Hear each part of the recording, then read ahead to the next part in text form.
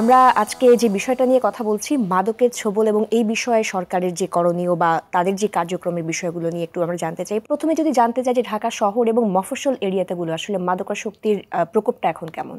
এটা মানে দিন দিন আসলে বৃদ্ধি পাচ্ছে। আমরা কিন্তু চেষ্টা করছি, সরকার কিন্তু চেষ্টা করছে। আর আপনারা সবাই জানেন যে আসলে বাংলাদেশ মাদক উৎপাদনকারী দেশ না।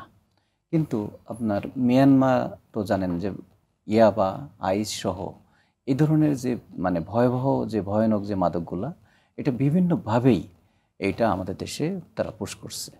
এখন আমরা আগে একটা শুধু ভাবতাম যে মিয়ানমার দিয়ে কিংবা আপনার টেকনাফ দিয়ে কিংবা এটা দিয়ে মানে এই ইয়াবাটা আমাদের দেশে প্রবেশ করেছে। এখন আমাদের কাছে নতুন করে ওরা আবার নতুন নতুন রুট, এখন তারা ইন্ডিয়ার বিভিন্ন দিয়ে ব্যবহার করে এখন দেখা গেছে যে আপনার কুড়িগ্রামের রোমারি দিয়েও কিন্তু ইয়াবা প্রবেশ করছে।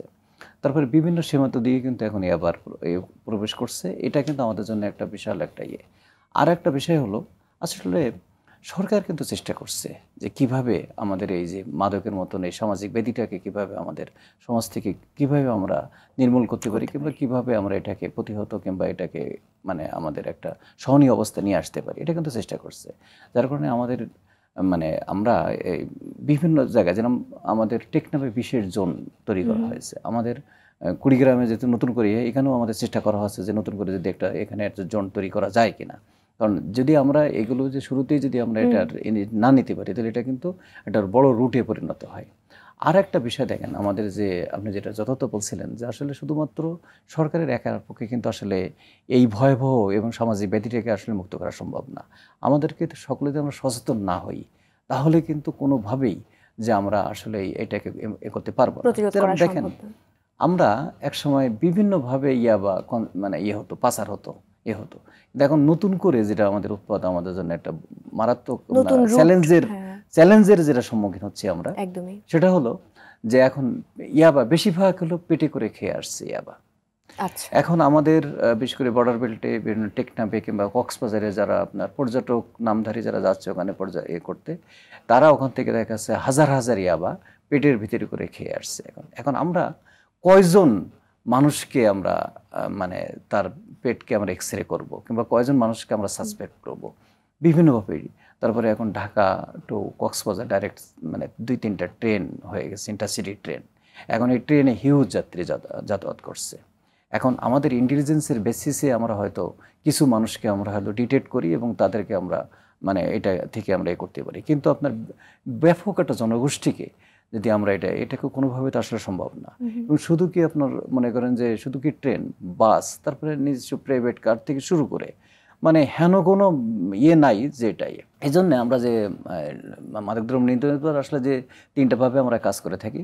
একটা হলো না সাপ্লাইকে আমরা যেভাবে হোক এটাকে আমরা করার জন্য আমরা চেষ্টা করছি, এবং এই আমাদের যে মাদকদ্রব্য নিয়ন্ত্রণ আইন 2018 এটা কিন্তু কঠিন একটা আইন এবং এটা স্পেশাল একটা আইন, এবং এখানে কিন্তু মৃত্যুদণ্ডের বিধান আছে। 2000 ইয়াবা ট্যাবলেট যদি কারো কাছে থাকে মৃত্যুদণ্ড, 25 গ্রাম হিরোইন থাকলে মৃত্যুদণ্ড। আর এই আইনটা কিন্তু শুধুমাত্র যে মাদকদ্রব্য নিয়ন্ত্রণ অধিদপ্তর প্রয়োগ করছে তা না, এটা পুলিশ প্রয়োগ করছে, বিজিবি প্রয়োগ করছে, কোস্টগার্ড প্রয়োগ করছে, প্রত্যেকটা সংস্থা কিন্তু এটা মানে এটা এই আইনটা প্রয়োগ করছে। তারপরেও কিন্তু আমরা পাচ্ছি না এই ভয়াবহ সামাজিক ব্যাধি আমাদের একেবারে একদম আনাচে কানাচে একদম তৃণমূল পর্যায়ে কিন্তু এটা চলে যাচ্ছে। একদমই। আমরা এই ক্ষেত্রে একটু জানতে চাই যে আমরা বর্তমানে প্রেক্ষাপটে যেরকমটা দেখি যে ক্যারিয়াররাই কিন্তু সবচেয়ে বেশি আসলে স্বাভাবিকভাবে অভিযানগুলোতে ধরা পড়ছে বা তাদেরকে দিয়ে নিয়ন্ত্রণের জায়গাগুলো চেষ্টা করা হচ্ছে, কিন্তু যে প্রধান চক্র বা সিন্ডিকেট যেটা বলা হয় সেটা কিন্তু অনেকটুকু পর্দার আড়ালে থেকে যাচ্ছে। এটার কারণটা আসলে হ্যাঁ, এটা আপনি যথার্থ বলেছেন। এটা আমরা কিন্তু এখন আমাদের 4টা ভাগে মানে আমরা ভাগ করছি। যারা এর পৃষ্ঠপোষকতা সারা দেশব্যাপী আমাদের 64 জেলায় কিন্তু আমরা আলাদা আলাদা লিস্ট তৈরি করছি আর কি, যারা এর পৃষ্ঠপোষকতা করতেছে এবং যাদের এদের গডফাদার এবং যারা হলো পাইকারি বিক্রেতা এবং যারা এখন খুচরা, এবং 4টা আমাদের তালিকা আছে। এবং এই তালিকায় কিন্তু আমরা এখন চেষ্টা করছি যে আমরা এটা মানে এক সংস্থাকে আরেক সংস্থার সাথে এটা মানে কোরিলেশন করে যদি আমরা মনে করি যে না এটা শুধুমাত্র যে আমরা আমাদের যে তালিকা তা না, এটা তারা তো আসলেই মাদকাসক্ত মানে মাদক কেরিয়ার কিংবা মাদকের পৃষ্ঠপোষক, তাহলে এটা সব সংস্থা এটা কাজ করে অপরাধী, তারা অপরাধী, তাদেরকে কিভাবে আমরা আইনের আওতায় নিয়ে আসবো, এজন্য কিন্তু আমরা এটা নিয়ে কাজ করছি। একই সঙ্গে আমরা নতুন করে আমাদের যে এই মাদকদ্রব্য নিয়ন্ত্রণ আইন 2018-তে আপনার আমাদের মানি লন্ডারিং আমরা বেশ কিছু মানে মামলা মানে মাদক মামলা যাদের আপনার হলো ইয়ে আছে মানে অবৈধ সম্পদ কিংবা ইয়ে জি। তাদেরকে কিন্তু আমরা এই রিলেটেড আমরা কিন্তু মানি লন্ডারিং এ তাদেরকে আইনের আওতায় নিয়ে আসা নিয়ে হচ্ছে। আসছি এবং আমাদের বেশ কিছু সাকসেসও আছে। জি, আমরা বিভিন্ন অভিযানেও দেখেছি যে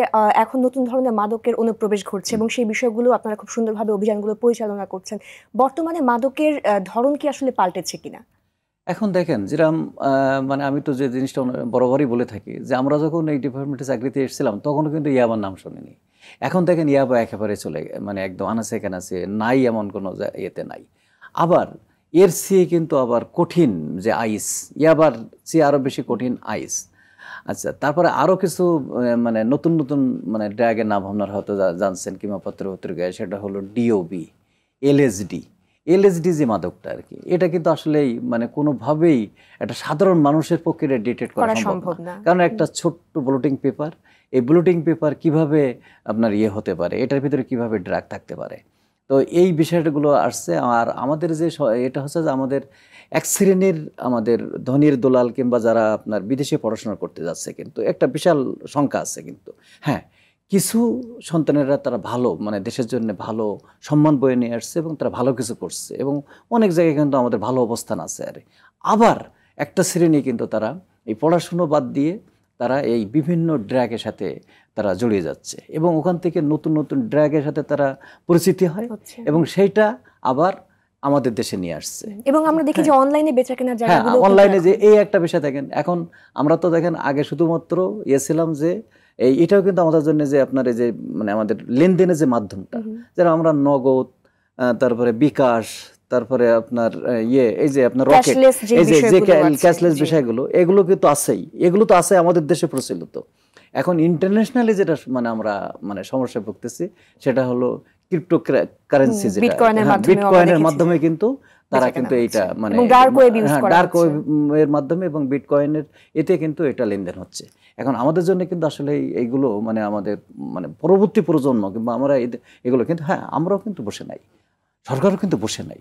সরকার কিন্তু চাচ্ছে যে ওই জায়গায় কিন্তু আমরা পৌঁছাচ্ছি এবং আমরা কিন্তু বেশ কিছু মানে চক্র আমরা কিন্তু বেশ কিছু চক্র কিন্তু আমরা ডিটেক্ট করতে পারছি।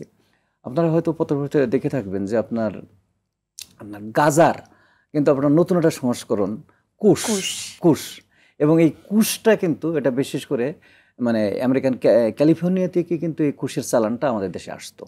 এখন আমরা শুধুমাত্র যে এই ধরনের পরিস্থিতিগুলো কিন্তু শুধু আমাদের মধ্যে সীমাবদ্ধ রাখি না, আমরা বিভিন্ন সংস্থাকে এটা কিন্তু অ্যাওয়ার করার চেষ্টা করি। বিশেষ করে আমাদের এয়ারপোর্টে কিংবা আপনার পোস্টাল ডিপার্টমেন্টে তারা কিন্তু ওই ফরেন পোস্টের মাধ্যমে বেশ কিছু এই ধরনের ড্রাগ আসছে। আমরা কিন্তু তাদেরকে অ্যাওয়ার করার চেষ্টা করি এবং তাদেরকে নতুন নতুন ড্রাগ সম্বন্ধে আমরা পরিস্থিতি সচেতন করা যায়।